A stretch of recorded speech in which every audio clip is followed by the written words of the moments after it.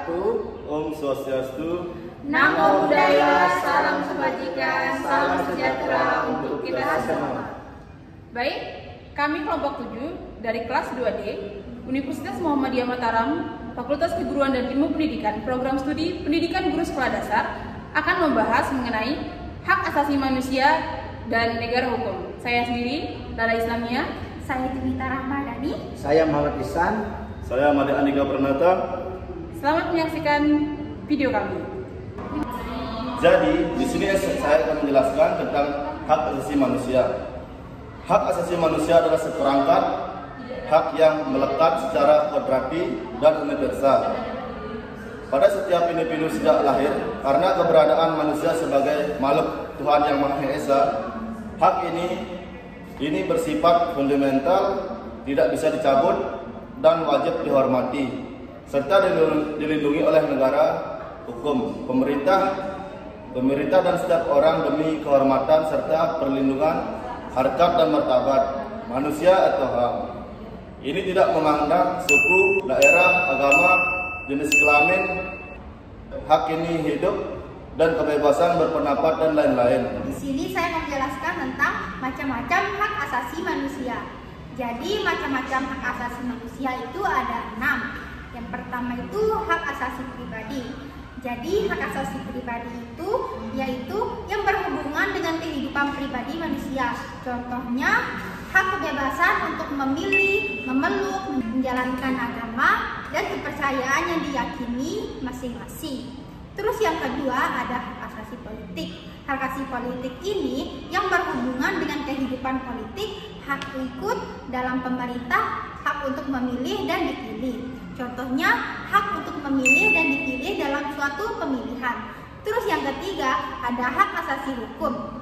Hak asasi hukum ini adalah hak memiliki kedudukan yang sama di depan hukum dan pemerintah. Contohnya hak dalam mendapatkan dan memiliki pembelaan hukum pada peradilan. Terus yang keempat ada hak asasi ekonomi. Hak asasi ekonomi ini adalah hak yang memiliki dan mengelola harta, berbisnis, bekerja, serta mendapatkan pekerjaan yang layak.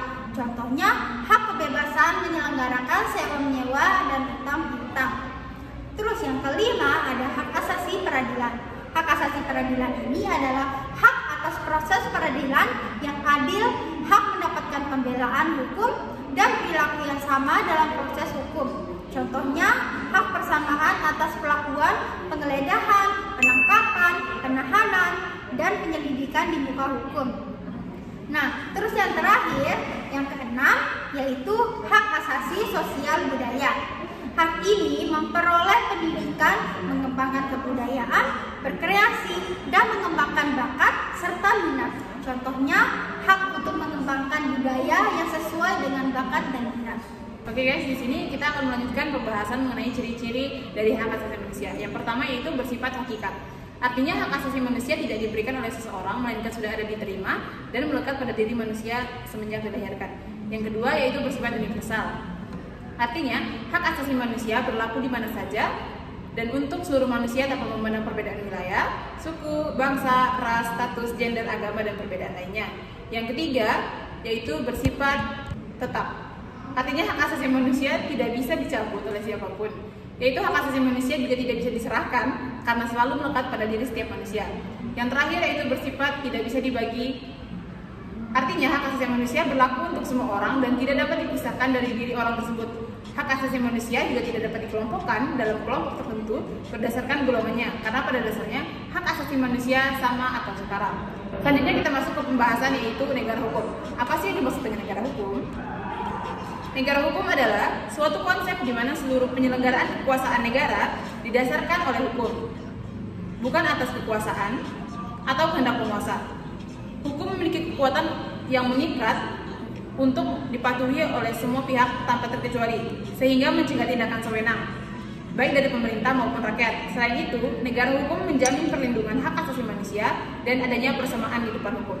Prinsip-prinsip negara hukum. 1. Supremasi hukum. Adanya pengakuan normatif dan empiris akan prinsip supremasi hukum. Yang kedua, persamaan dalam hukum. Hal ini berkaitan dengan adanya persamaan kedudukan setiap orang dalam hukum dan pemerintahan yang diakui secara normatif dan dilaksanakan secara empiris.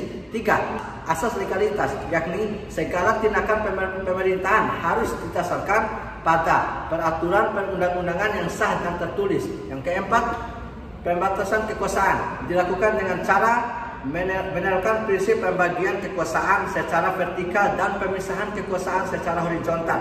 Kelima, organ-organ eksekutif independen. Dalam rangka membatasi kekuasaan harus adanya pengaturan kelembagaan pemerintahan yang bersifat independen. Yang keenam, peradilan bebas dan tidak memihak. Peradilan bebas dan tidak memihak mutlak harus ada di dalam negara hukum. Seperti yang kita jelaskan tadi, hak asasi manusia itu adalah hak dasar yang melekat pada setiap individu yang diberikan langsung oleh Tuhan Yang Maha Esa sejak dia lahir, yang tidak bisa dirampas, tidak bisa dicabut, dan dijunjung tinggi dan dilindungi oleh negara, hukum, pemerintah, dan setiap orang demi kehormatan dan perlindungan harkat dan martabat setiap manusia. Oleh karena itu, dalam penegakan hak asasi manusia harus dilandasi oleh aturan hukum, yaitu aturan perundang-undangan. Pemerintah dalam menegakkan HAM di negara yang berdasarkan hukum harus selalu memperhatikan peraturan-peraturan yang berlaku. HAM dan negara hukum saling membutuhkan dan saling melengkapi. Negara hukum memerlukan HAM sebagai landasan moral dan legal. Sekian video dari kelompok kami, semoga bermanfaat dan terima kasih telah menyaksikan. Wassalamualaikum warahmatullahi wabarakatuh.